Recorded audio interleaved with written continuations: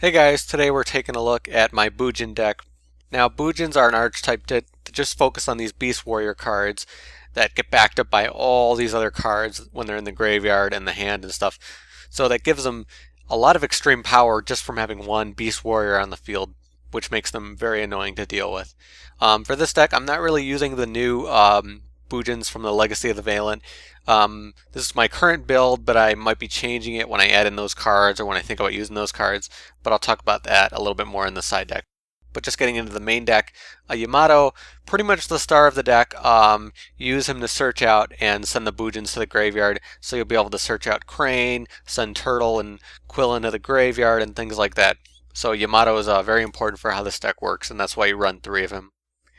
Bujin Crane, really amazing card. Just basically kind of like Honest, giving you an attack bonus during the damage calc, but a huge attack bonus. So very, very nice, and you run 3 of this. Effectively makes Yamato very hard to deal with. And then Turtle, decent attack, but also the fact is that you can negate effects that target Yamato, which is very, very nice. That can deal with a lot of cards just by itself. And then we have 2 Mikazuchi. Mikazuchi gets out very, very easily when Yamato happens to be destroyed. So even if you do lose Yamato, you'll be able to have Mikazuchi as backup and gain bonuses from the other, beast effects, which is really, really nice. In addition, that's, kind of a form of swarming because you'll be able to XYZ more easily. And then we have 2 Quilins. Quilins is just nice to be able to destroy a card on the field. Has to be face up, but still very nice to have. And then 1 Crow, 1 Centipede, just helping us out a little bit, negating an attack and getting rid of a spell or trap, because we're not running MST, so that can be useful in this deck. And then 1 Fire Fist Bear, because of our Tenkis, could be nice to have. And 1 Honest in a light-based deck.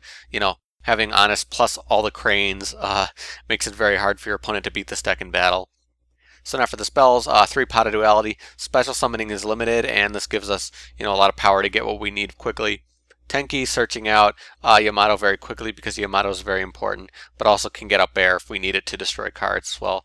Forbidden Lance very important with this deck because with all the bonuses you're having from battle, the easiest way your opponent will be able to take you down is with spells and traps that destroy Yamato or your XYZ. So having Forbidden Lance is very important. Kaiser Colosseum, very big, because usually you're only using, 1 card, 1 monster, 1 or 2 monsters, and backing them up with other cards. So having Kaiser Colosseum to keep your opponent from swarming is very, very nice. Can really annoy your opponent. And 1 Bujincarnation, if you happen to have a bad field situation after you banish things, you'll be able to use this card to set up something really, really nice.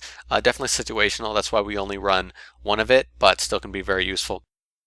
And then Dark Hole and Book of Moon. For the traps, we're going to have 2 Vanity's Emptiness. Again, special summoning is limited, and you're not, using as much stuff from the hand to the graveyard. So it could be very nice to have this to lock down your opponent at certain times. It's kind of a double-edged sword because you might end up having it destroyed anyway, or you might want to special summon.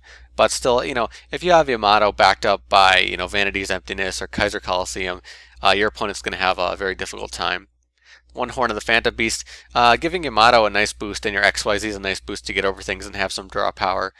And 1 Bujin Regalia Sword, just helpful to have this to set up what you need. And otherwise, mostly just staple traps, very important to back up Yamato and things like that. So now for the extra deck, we're gonna have 2 Susanowo. Susanowo is really, really good. Basically just setting up whatever you need and having a stronger Beast Warrior to get a bonus from all those cards. Same thing with Kagutsuchi, very, very good card. Setting up the graveyard for what you need, getting bonus, having good attack as well. Can be a very nice card to have out for more of an offensive type play.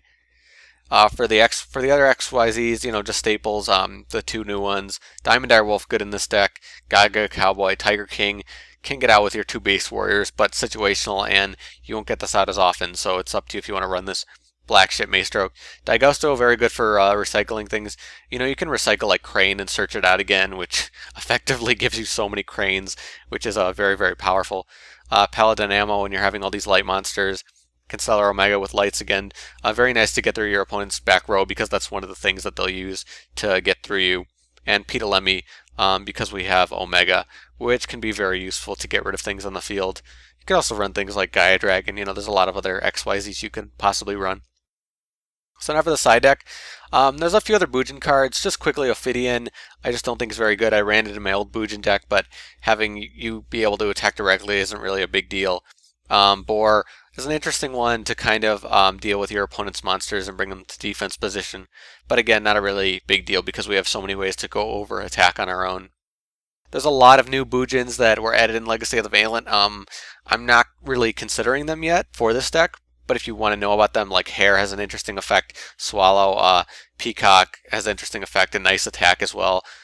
So those are a few of the ones that can be really interesting. So definitely not going to talk about them yet. Maybe later when I make a new Bujin deck, I'll consider these ones, or you guys can let me know what you think about them down below. Effect Veiler can be a nice way to deal with effects, as usual. Vivid Knight's an interesting card, kind of protect one of your Beast Warrior monsters, so it can be an interesting thing to try to protect Yamato. Yeah, really interesting card. MST, if you want to run it, not the biggest deal in this deck because you're trying to protect Yamato anyway, but you can use it to get rid of back row.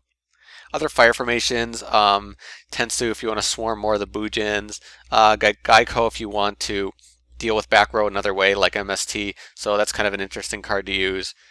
Foolish Burial can set up your graveyard, but you're doing that a lot on your own. Light of Redemption could be an interesting way to recycle some of your banished cards, so that can be a really interesting thing. The Big Cattle Drive can be an interesting one if you're swarming with your Bujins and your other monsters. You can use this to gain some draw power, but kind of annoying to use because of its negative effects, and it's usually will only be a +1 or a +2. Bujin Fidel, there's other Bujin spells and traps that can be useful. There's an interesting one that could let you special summon. So that's definitely some choices you can make for Bujins, but I kind of stick with a more traditional build.